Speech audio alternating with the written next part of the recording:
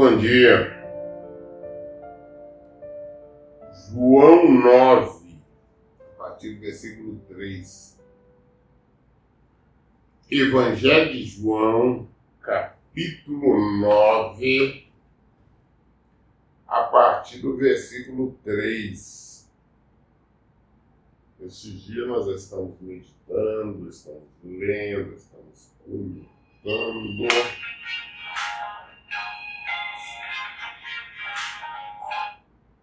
Somente as palavras de Jesus.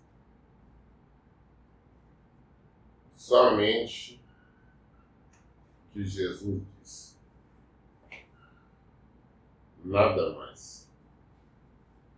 Aqui ele diz assim: nem ele pecou, nem seus pais, mas foi para que as obras de Deus fossem reveladas na vida dele. Isso porque Jesus viu andando ali, ele e os discípulos dele, se depararam com o seu cego de nascença. Não é a pessoa que ficou cego depois de adulto, alguma enfermidade ou acidente, mas ao contrário. Nunca tinha visto a luz do dia. Nasceu cego. Aí quando os discípulos vêm, perguntam para ele, nos explica, por que ele nasceu cego? Por que esse moço ali, o João, o Pedro, ele nasceu cego? É consequência do pecado dos pais dele? É consequência do pecado dele? Com certeza que não. Por quê? O pecado dele não teria acontecido uma vez que ele já nasceu cego. A pergunta dos discípulos foi uma pergunta meio inocente.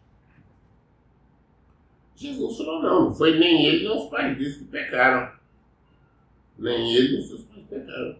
Mas que foi para que a obra de Deus fosse revelada na vida dele. O que é isso? Para que acontecesse exatamente isso, para que Jesus viesse curar e agora, e servisse de testemunho.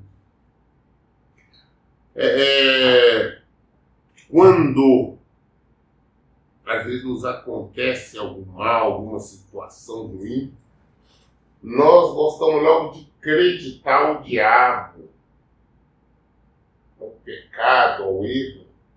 Não. Mas às vezes é para que as obras de Deus sejam reveladas em nossas vidas. Ah, pastor, eu não entendo, meu casamento era muito bom, não sei por que houve a separação. Isso para onde Deus se manifesta no seu vida. Não sei por que aconteceu essa enfermidade. Agora que algo de Deus se manifesta em sua vida. Para que você possa buscar com mais intensidade, o Senhor possa se santificar, buscar em Jesus. E que Jesus então possa curar. Jesus possa restaurar. Ou seja, para as obras de Deus se manifestem em sua vida. Para que seja testemunho. E todo mundo vai ver e falar, não, ali quem curou foi Deus. Quem libertou foi Deus. Quem restaurou foi Deus.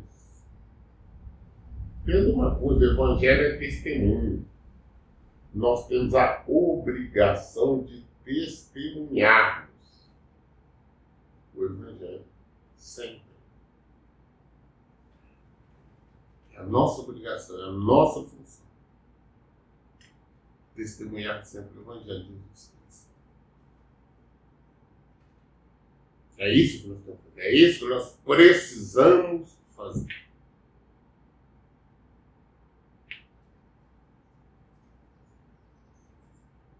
Testemunhar.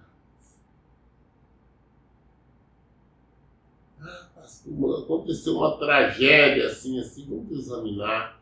antes de criticar, antes de se lamentar, vamos glorificar o nome do Senhor, porque tudo tem um propósito. Aí no versículo 4, Jesus diz: eu devo fazer as obras daquele que me enviou enquanto é dia. A noite vem quando ninguém pode trabalhar. Durante o tempo em que estiver no mundo, sou a luz do mundo. Nós temos que fazer a obra de Deus enquanto é dia. Que as trevas chegar. Quando essas trevas, quando nós partimos daqui, depois que nós morrermos, não tem condição de nós fazer nenhuma obra de Deus. Não tem condição de nós darmos testemunho. Não tem condição de fazer nada. O que nós temos que fazer, fazemos aqui e agora. Jesus falou: olha, eu estou no mundo. Tá? Enquanto eu estiver no mundo, eu sou a luz do mundo, estou iluminando. Se nós estamos em Jesus, nós temos que ser luz do mundo. Nós temos que estar iluminando. Nós temos que estar dando testemunhos. Nós temos que estar fazendo a obra de Deus. E qual que é a obra de Deus? Ah, pastor, eu faço a obra, eu vou para a igreja. Eu estou dizendo que isso não é obra, não. Fazer a obra é você viver o Evangelho de Jesus Cristo. É você viver em conformidade com a palavra dele. Isso é fazer a obra.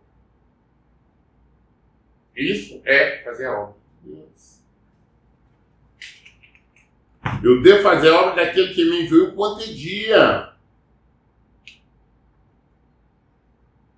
A noite vem para todos nós. Ninguém pode trabalhar. Estamos diferentes. Quando ninguém consegue trabalhar. É hora de fazermos a obra de Deus.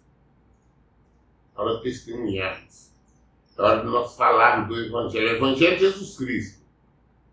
Estou falando do Evangelho de Jesus Cristo. Não falo dessas porcaria de mil e uma coisa, de rituais, de negócio de prosperidade, de campanha pregoada, ensinada aí nessas denominações aí. Falando do Evangelho de Jesus Cristo. É hora de nós vivermos ele. É hora das pessoas verem em nós Deus se manifestando. É hora de nós, em nome de Jesus, operar milagres na vida. É hora para testemunhar. É hora de você lutar pela sua família, pelo seu casamento, para poder testemunhar. Isso é a obra de Deus. Você está fazendo a obra de Deus. É a hora de você se santificar, lutar, combater, para receber uma cura, para curar, para fazer tudo. Isso é fazer a obra de Deus. Porque depois, quando você morrer, não tem mais jeito. Se você tiver salvo, é salvo. Se não tiver, vai para a perdição. Mas não tem mais condições de você fazer a obra de Deus. E agora é a hora de fazer. Aí nós só vamos ver Jesus falar novamente, lá no versículo 7, quando ele diz assim: vai e lava no tanque de Siloé. Quando ele, então, pegou aquele cego ali, né? Ele cuspiu ali no chão, fez um barrinho ali, passou no olho do cego, falou: vai lá no tanque lá e lava lá. Ele foi, lavou e voltou enxergando. Tá? É assim que Jesus faz. Muito bem. Agora vamos lá para o versículo 35. 35. Acreditas tu no Filho de Deus? Porque Jesus agora volta a encontrar com o cego, né? Que é o ex-cego. Sabia que ele tinha sido, inclusive, expulso do templo e tudo, por isso. Aí Jesus encontra ele e pergunta: você acredita no Filho de Deus? Claro que ele respondeu que sim. Mas quem é para mim? Eu tenho que saber quem é o Filho de Deus para mim crer. Jesus falou: não sou eu. No versículo 37, Jesus diz: tu o estás vendo. E é isso que te fala. Jesus, não sou eu que estou falando com você, o que você está vendo agora. Tá? Eu sou filho de Deus, o Messias. Aí na hora, então, lá o cego se ajoelhou diante dele, glorificou, enalteceu o nome dele. Vamos lá para o versículo 39.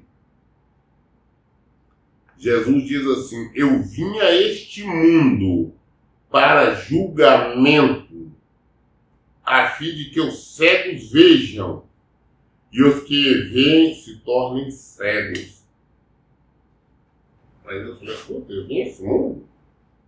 Foi para que o cego, que não está falando literalmente da cegueira física, falando da cegueira espiritual.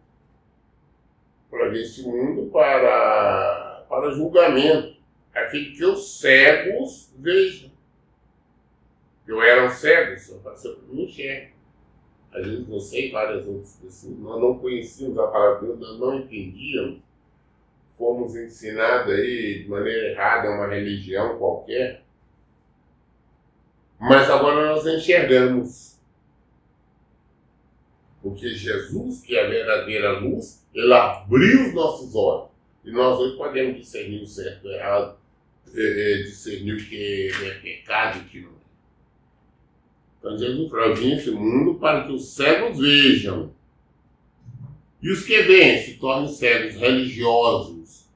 Estão vivendo aí no erro, você vê se concordando com todo tipo de erro, pecado. Jesus está dizendo aqui para que eles então fiquem cegos, eles estão na cegueira, não estão vendo, estão no erro, estão no pecado, caminhando para a morte. Versículo 41, Jesus diz assim: se vós fossem cegos, não sereis culpados. Mas uma vez que alegais, nós vemos, por essa razão o pecado persiste dentro de vós, né? Os religiosos fariseus falaram, nós somos cegos por acaso? Ele falou, não. Se vocês fossem cegos, vocês não seriam culpa, não teriam culpado, porque é ignorância. A cegueira é ignorância, você não tem conhecimento, você não entende, você não compreende. Deus não leva em consideração o tempo da nossa ignorância, não nos chama arrependimento. Não, se vocês não entendessem, não conhecessem, fossem cegos, vocês não teriam culpa, não eram culpados. Mas como vocês alegam, não, que agora nós vemos, nós sabemos, nós somos sacerdotes, né? Nós somos escrivãos, nós conhecemos, nós somos escribas, nós conhecemos a palavra de Deus, nós conhecemos a Deus, exatamente por isso vocês são culpados. É isso que Jesus está dizendo. Por esta razão persiste o pecado, né, dentro de vocês. Porque vocês que deveriam viver a palavra de Deus por cá, uma vez que vocês têm as escrituras, e nós estamos vendo porque vocês são cegos. Aí vocês não têm, como falam muito sobre isso aqui, sobre o perdão impossível. No caso do sacerdote, o perdão é possível, porque eles tinham a escritura, sabiam a verdade, mas não praticavam. Então o que Jesus disse para eles, se vocês fossem cegos, não seriam culpados. Mas uma vez que é legais, nós vemos, por essa razão o pecado persiste dentro de vocês. Essa é a questão que eu tenho que tomar muito cuidado, tá? Para não errarmos diante do Senhor. Nós concluímos hoje o capítulo 9 de João, são poucas as palavras de Jesus, então nós vamos iniciar amanhã no capítulo 10 do Evangelho de João. Começar no versículo 1 de João 10. Todas as dúvidas nós esclarecemos na Bíblia. Por isso, em todo o tempo, eu digo, leiam e pratiquem a Bíblia. Deus abençoe. Então, bom.